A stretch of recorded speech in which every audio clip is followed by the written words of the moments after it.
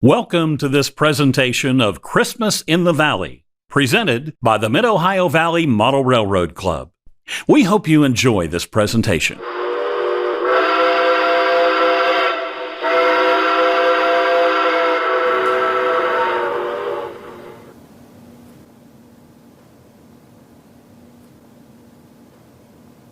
Dad, can we go to the MOVRC Christmas open house?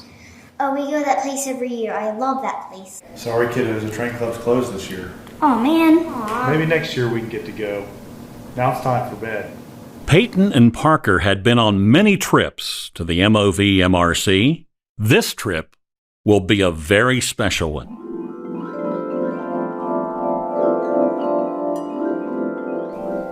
This is the dispatcher. Do you copy? Copy that. Over. Okay, start her up. Stand by for track orders. Yes, sir. We'll fire her up. Out.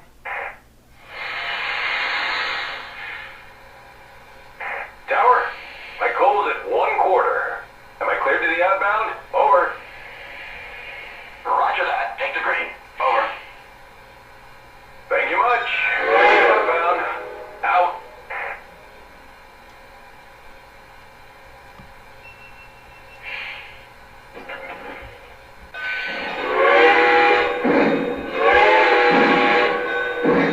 Tower, train is rolling. Over.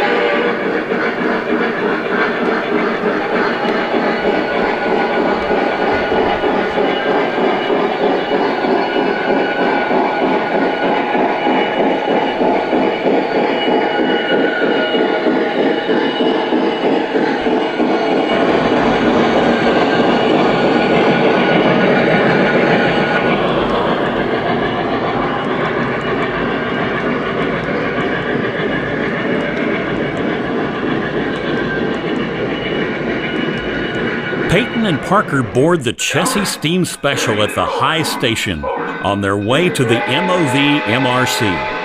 They will pass and visit many magical places on their trip.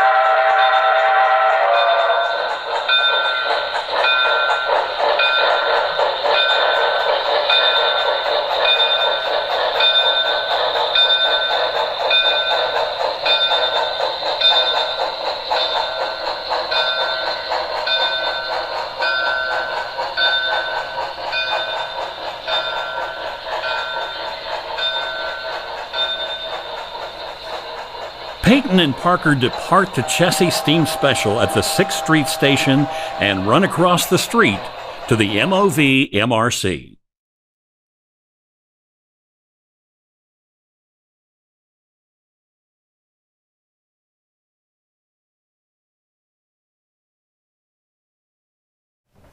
This will be great.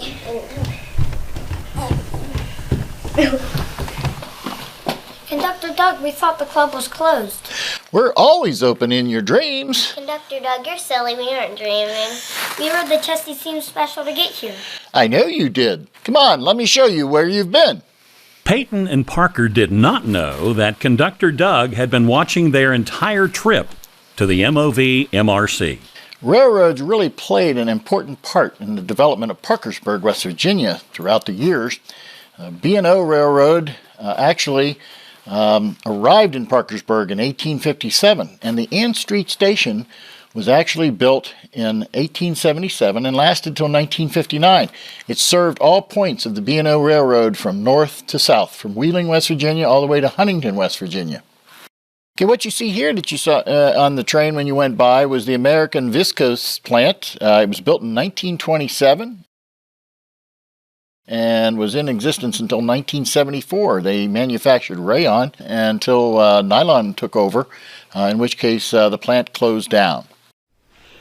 Dill's Department Store in Parkersburg opened in 1890 and provided shopping excellence for 88 years till 1988 when it was closed.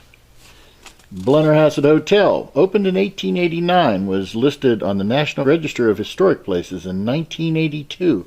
The Blennerhassett Hotel quickly became the grand showplace for what would become the Gaslight era, serving tycoons from the gas and oil industry.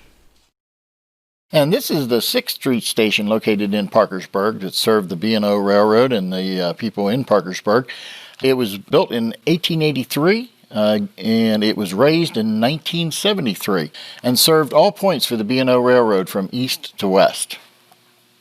Hey Parker, there's us. Yeah, it even looks like us. I'm even wearing stripes. I wonder if they're anywhere else. Wow, American Flyer. That's the train my grandpa had. Even the buildings look very real. Oh, I love the circus. I wish I had a circus train.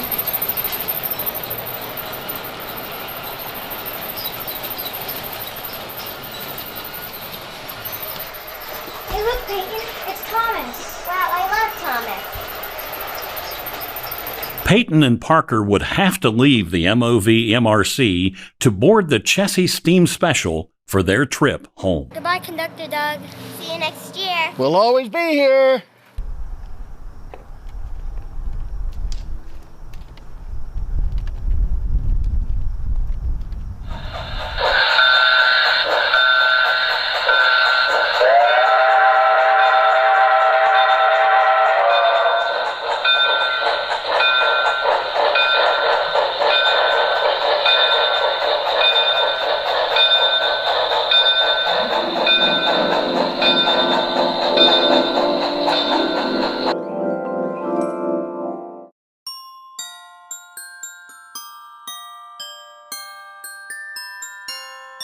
A train for every Christmas. Parker and Peyton find their dream trains under the tree.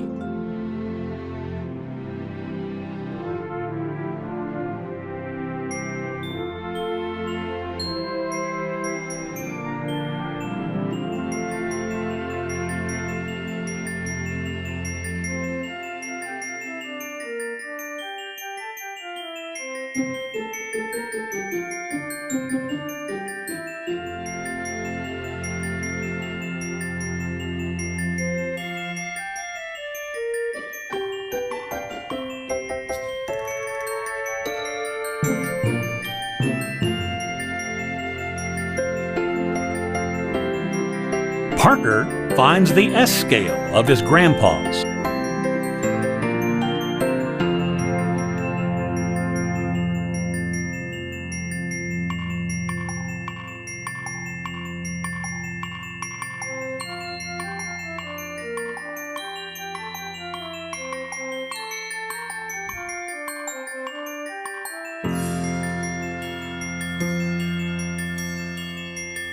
Peyton finds a circus train.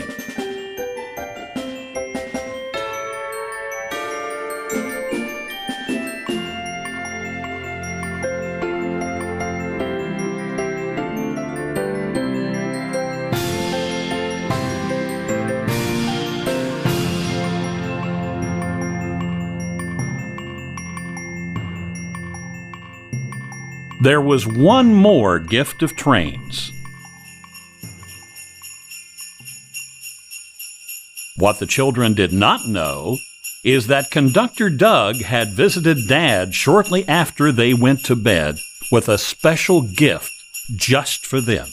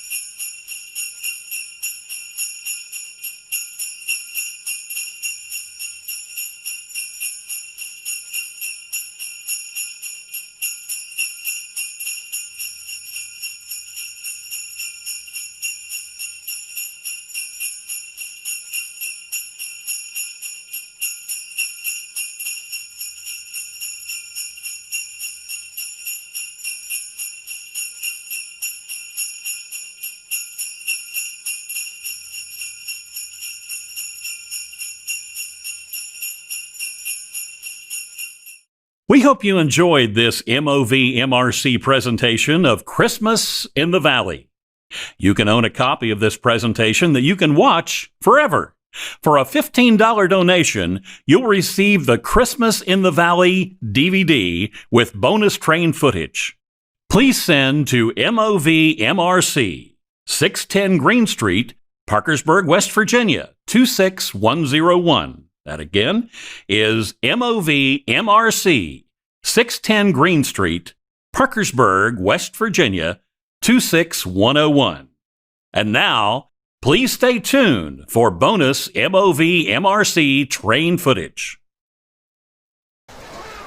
Welcome to the Mid-Ohio Valley Model Railroad Club. Please come in. Follow me. It's right this way. Go down the steps here. Watch your step.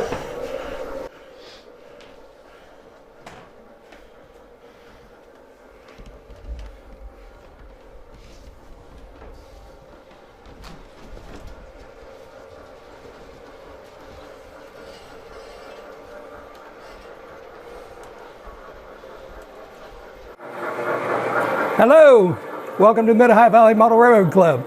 Hey, we've got all kinds of gauges down here, but first of all, I'm going to show you the largest gauge, which is G, which is the Garden Railway scale.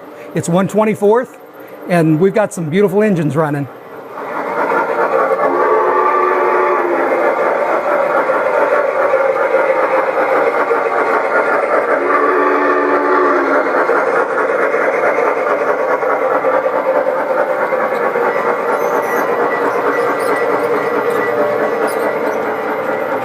The 1/24th scale is actually what they call quarter scale, but a few of the little things here on the G gauge layout. This building was actually made by Applied Imagination in Kentucky, and I worked for them for about 14 years, and they do all the large scale layouts in the New York Botanical Gardens, DC, Chicago. They're all over the country. But they all of the pieces that this is made out of are all natural material. Eucalyptus leaves for the roof. They use a little bit of everything. We've even got some some cinnamon stick for the top. Little bits and pieces of branch and everything is what they put it all together and make some beautiful replicas. That's the old Parkersburg station. We use a lot of Eastern red cedar. Like I say, most of these layouts that you find are outdoor, but we are fortunate enough to have a large enough space indoors to run this. That's our big boy.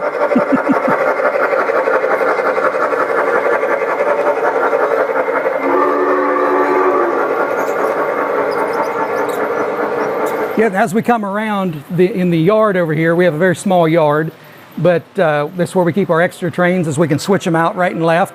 As you came around in the very beginning there's an ABA, that's an Alco set. And like I say, most all of this stuff is designed for outdoors. It's all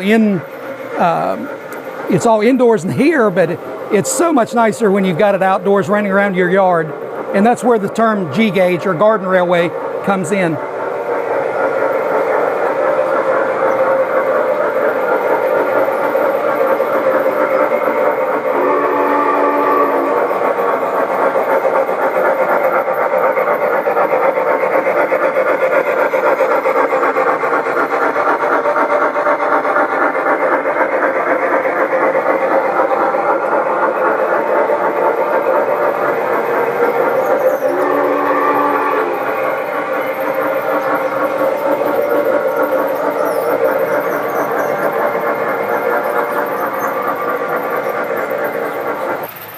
And now this was one of the very first parts that we set up when we moved down here, is the circus area. The kids really enjoy the circus area. It's we designed the table to set lower, so it's more on the kids' eye level. But most of these are LGB parts made in Germany. The LGB circus train is a German piece from the 80s.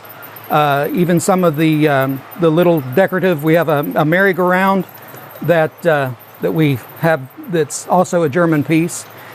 But the kids really enjoy it. It's down on their level, and little fingers get into it every now and then, but that's what it's all about. Of course, you can't have a railway without Thomas. So we designed this overhead system, which is a hanging system. And we have Thomas and Percy running on it. And it gives the kids stop, look, they look up, and everybody's screaming, "Hey, there's Thomas." My name's Jonathan. Welcome to O-Scale. These are our O-Scale trains. This train, pulled by Chesapeake and Ohio 614, was put together to create awareness about grade crossing accident prevention.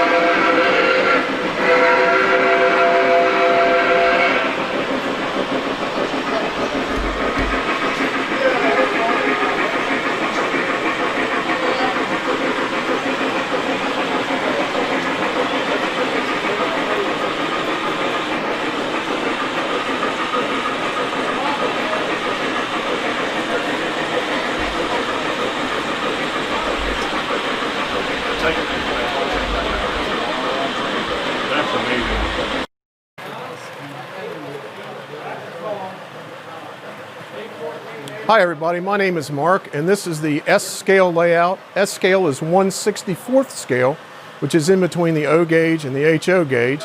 It's the same scale as Matchbox cars and Hot Wheels cars. This scale was started in 1946 by A.C. Gilbert, who is better known as the inventor of the erector sets and the chemistry sets some of us of a certain age had when we were children. This layout was built 20 years ago. It took about a year to build it, and it runs the old American Flyer S-gauge trains that existed from 1946 to 66. It also runs the new S-scale trains by S-Helper Service, Lionel, and MTH Electric Trains. The track and roadbed are all made as one piece, and it's not even nailed down, and it's stayed here for 20 years. So it conducts electricity better than the old American Flyer track, and it doesn't come apart. In fact, you can run this layout, start it up and just walk away, and it runs like a sewing machine. The trains we're running today are a Baltimore and Ohio passenger train, the type that would have come through Parkersburg in the 1950s, has a two-unit diesel pulling streamlined passenger cars.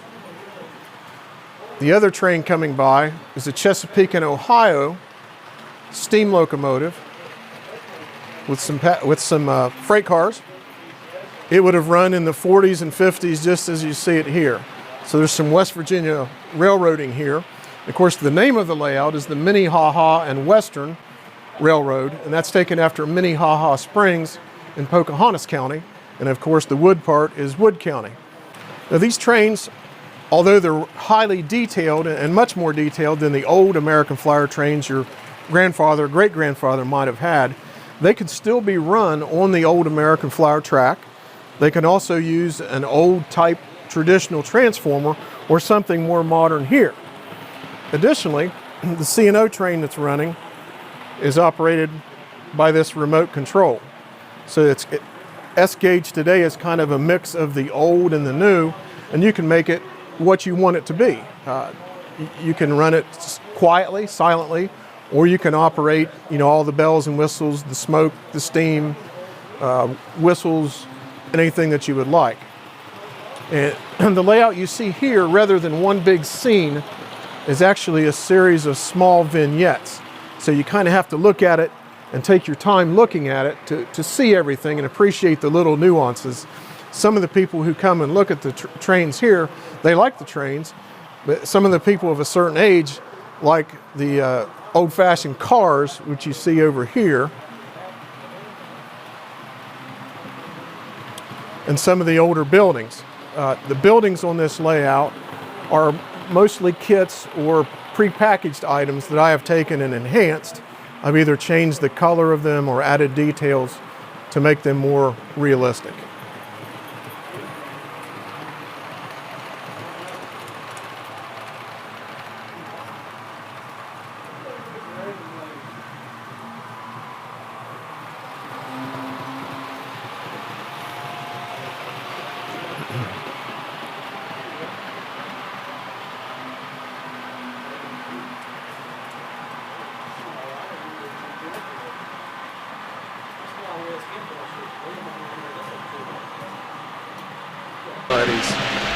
Publication a few years ago.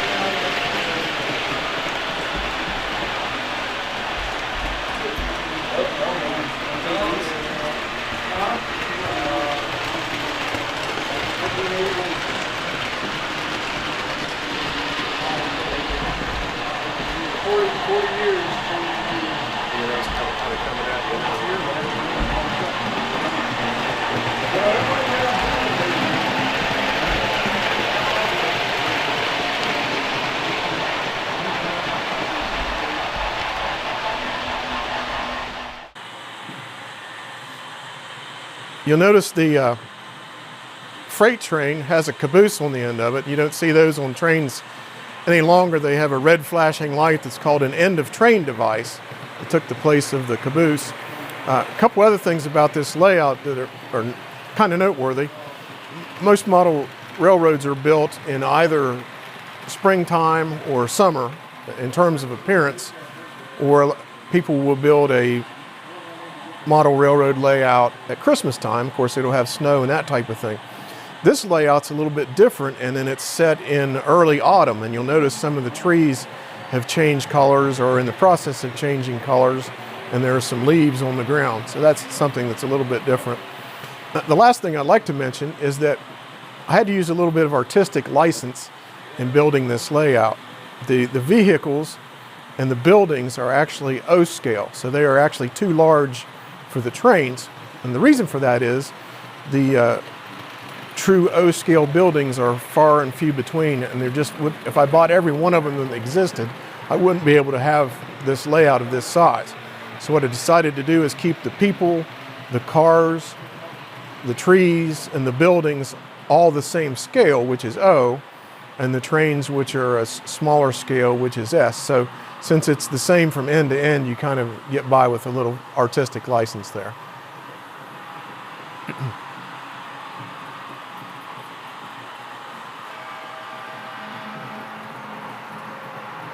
Welcome to MOVRC HO scale.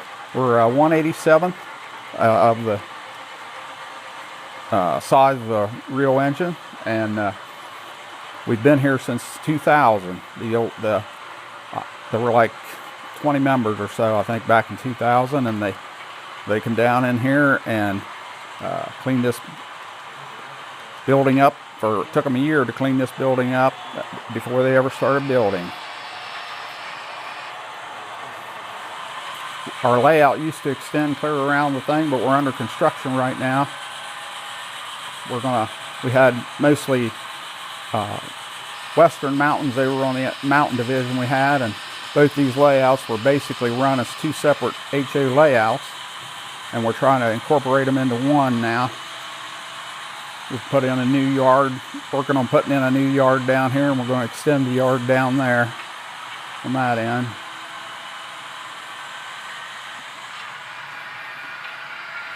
We had a fellow brought in the 6th Street station up here several years back. He scratch built this from out of wood. He donated to the club approximately 7 or 8 years ago. Our members are anywhere from 70 to like 15. Actually, we even have some younger members than that, but they have to be accompanied by their parents. But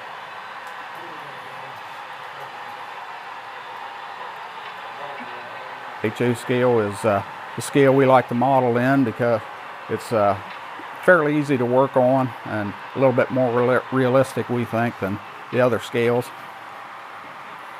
We get into model railroading has everything from you got to first start out building your framework and bench work, and you can do anything from wiring to scenery and learn how to do all that stuff. That's one reason why we're in the construction mode, so we can teach some of this to some of the younger members while we're doing it. Started out when they first built this, it was DC only, and they've gradually, in about 10 years ago, incorporated this DCC system of MRC to run the newer type engines that are DCC and sound and everything. That's where you get all your sound. And now they're incorporating phones. We have a Wi-Fi where you can run your train with your phone.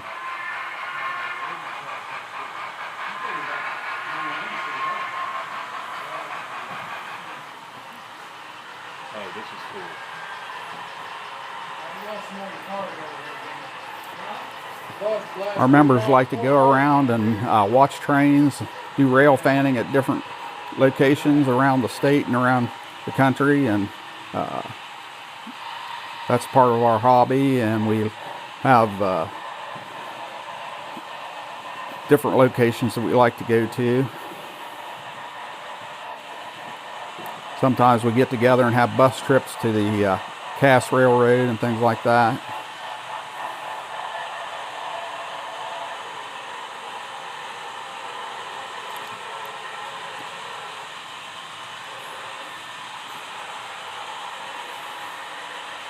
Here we have a BNSF mixed freight coming up the branch line.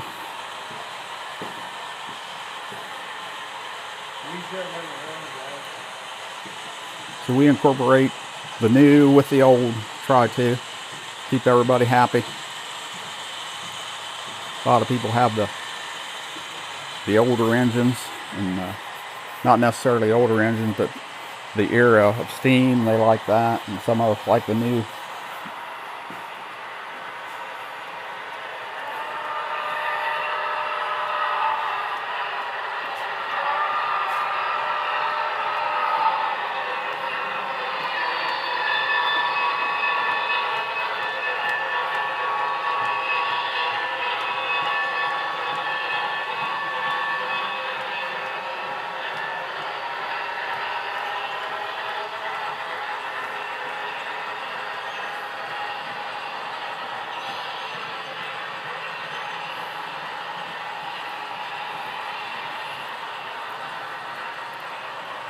When we have shows and things, we operate down here.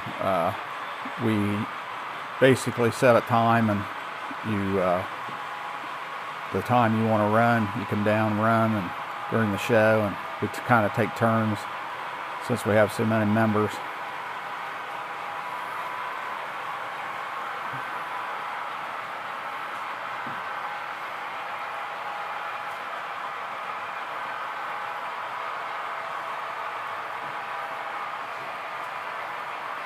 A lot of the club members like to go to train shows and sell their trains and buy new ones and things like that. We go throughout Ohio and West Virginia to shows. And our club has a show and sale at the college, but right now with the COVID, they're not letting us come down to do that.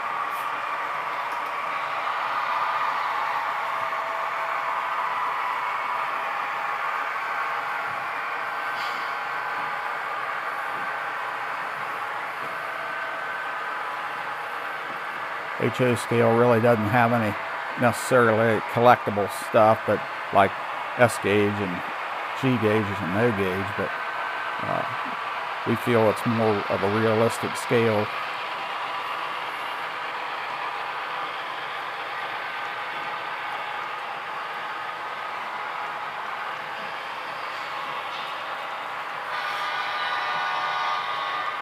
Welcome to the N scale, the P and WV Railroad, which is the Parkersburg and West Virginia Railroad.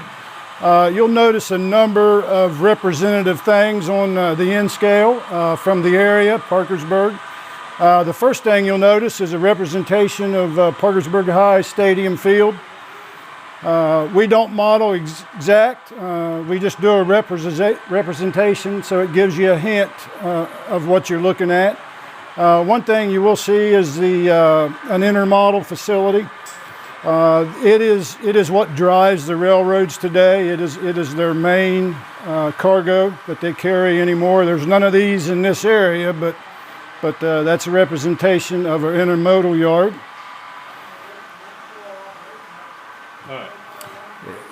In this area, you'll see a representation of any coal field in southern West Virginia.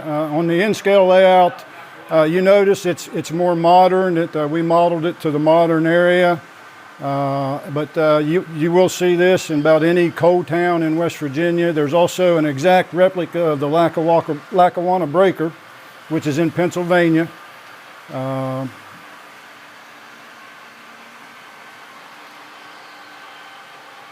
We have 4 main lines around the bottom, with the outside line is actually 4 scale miles. In scale is 1/160 scale. And there's also 2 mountain lines.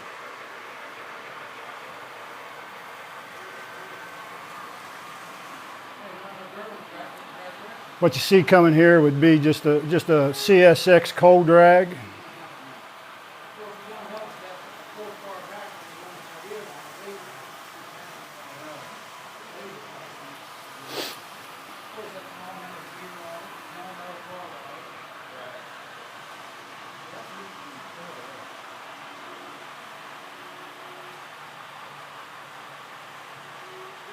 got 2 And also behind it on the outside lane there, you've got a 4-unit Baltimore and a High A BBA unit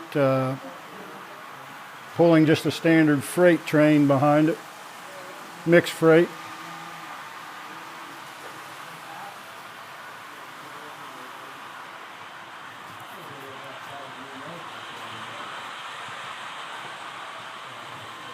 And that mixed freight has Santa Claus on the back end of it.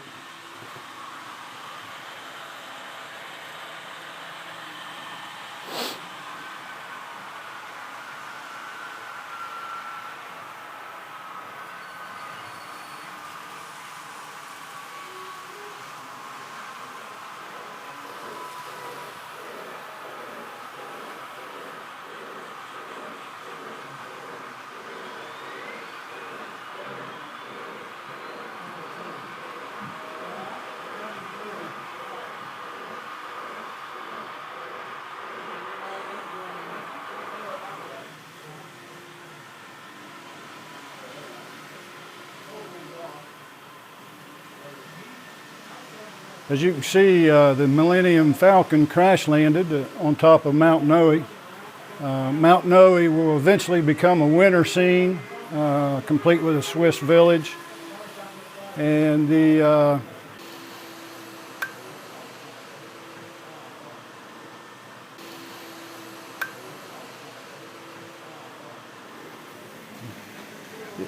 this is the layout Dr. Paul Powell donated to the club.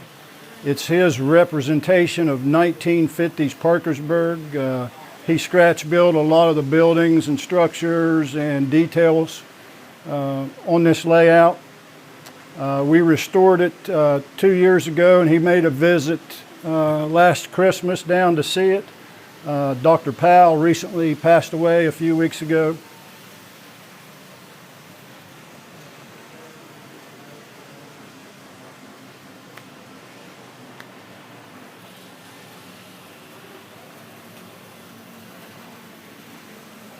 All the trains, the rolling stock, the locos are correct that you would see in this area in Parkersburg in the 1950s.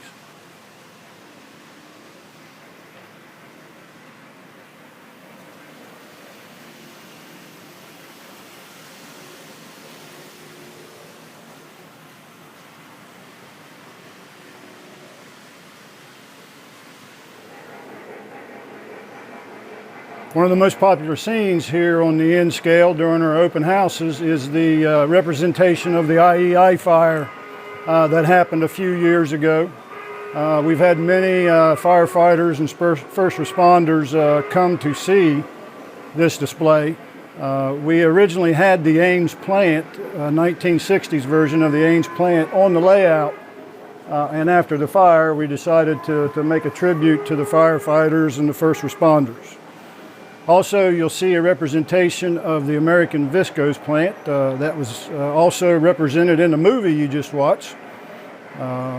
It was opened in 1927, closed in 1974. A lot of our guests really enjoy seeing that. Their grandparents worked there, their mother or father worked there.